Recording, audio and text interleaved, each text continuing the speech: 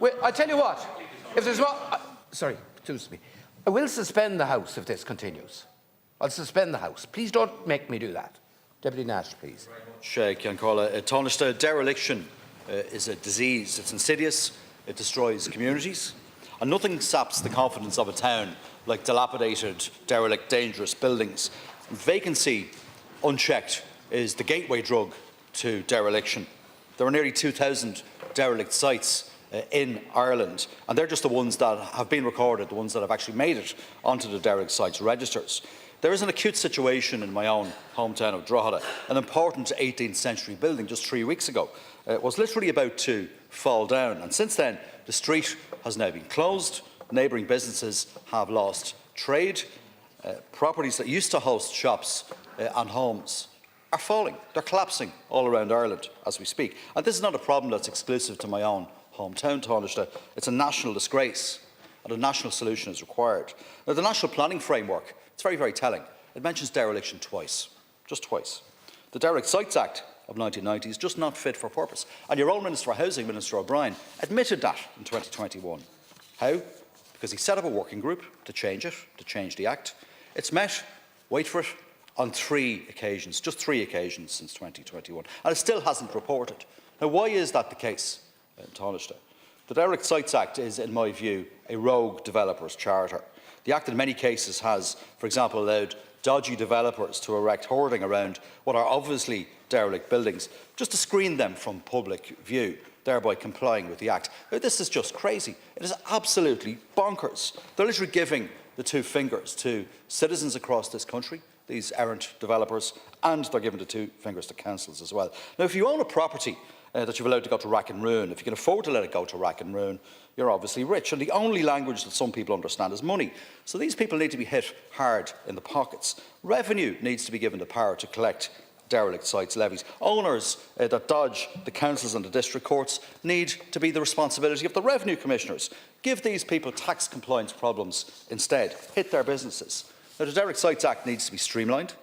It needs to be made easier for councils to acquire derelict buildings before they become dangerous. And there is, I think you would agree, an environmental imperative too.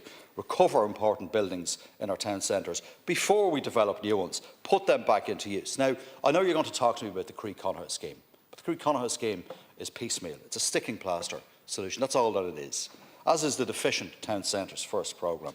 Now, despite my calls over many years, the Living Cities Initiative tax relief, for example, has not been extended to towns like Drogheda. Now, Tánaiste, my questions are these. Will you put a rocket, please, under Minister O'Brien and get him to publish the report of the Derelict Sites Act Working Group? Will you amend the Act and make the definition of dereliction stronger and more robust and more effective? Will you streamline the CPO process and introduce, for example, compulsory sales orders like they have in Scotland? Will you staff up councils to properly allow them to fully enforce the laws that are there? And will you give the revenue commissioners the power in law to collect levies? Tánaiste, please. Yeah, first of all, I think dereliction and vacancy is a key issue. But I would argue now that never has more funding been made available to a whole variety of schemes to try and end dereliction and to get urban regeneration going. In the first instance, you have the urban UDRF, Urban Regeneration Development Fund. Now, a lot of that is yet to come through in terms of the schemes. The funding has been allocated, schemes have been announced, but through design and planning, it's going to take quite some time before we'll see that on our street landscapes and in terms of our towns and cities. And then you have the Rural Regeneration and Development Fund on top of that of about 575 million has been invested in about 245 major projects since the government was formed. And that has supported landmark regeneration projects. About 400 million in UDRDF is currently giving assistance to 132 projects. And then you said don't mention the Croí Cónaithe. That is the vacant property refurbishment grant itself. 8,300 applications now have been received by local authorities. Some 5,100 already approved. That will help vacancy and dereliction in a very concrete way, and in my view, is a far more direct way in respect of some of the ideas that you've put forward, which I agree with, in terms of streamlining CPO, in terms of the Derelict Sites Act has never reached its potential. I accept your point. Although I do think there's an onus and responsibility in local authorities maybe to do better in respect of proactivity on the Derelict Sites Act and the implementation of that. Again, I will talk to the Minister in respect of the working group in terms of getting that to complete and to publish the report, because that could inform some of the issues that you've highlighted as to whether or not you'd give revenue the role in terms of, but revenue are wary of being asked to do everything in terms of what may be seen as kind of social policies or policies for other departments to enact. So local authorities, if like, it's their domain, it's their jurisdiction, certainly from what I've seen on the ground, I think the derelict sites framework has not worked to the degree that it should. I think the Town Centre First initiative of the government will make a difference in towns across the length and breadth of the country.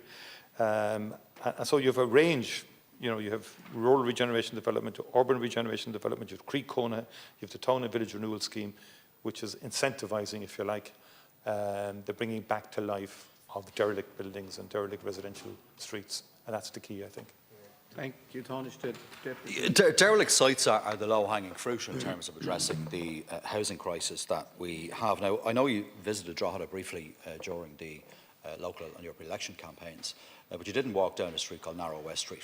And you will see in Narrow West Street in Drogheda a case study of dereliction and things that can go wrong. And you talk about resourcing up the local authorities and making sure the local authorities do the job that they're required to do under the Derelict Sites Act. That's all well and good, but you might consider resourcing them properly. Louth County Council, for example, got a total of €7 million this year in relation to its CPO agenda. Nothing close to what's required to allow that council to fulfil their own plans to acquire properties under CPO and to bring them back into use. What should be considered is, for example, the compulsory sales order idea. It's in place in Scotland. If a developer is not using the property, if it is derelict, then he is required or she is required to actually sell it on to somebody who can, in fact, use it. What we actually need is a national conversation about property interests and property rights and how that's balanced against the rights of the common good. And in the review of the Derelict Sites Act, we need to prioritise community interest, the common good and the public interest over the property rights of developers and property owners. Deputy. Yeah, I think there are streets across the country which do need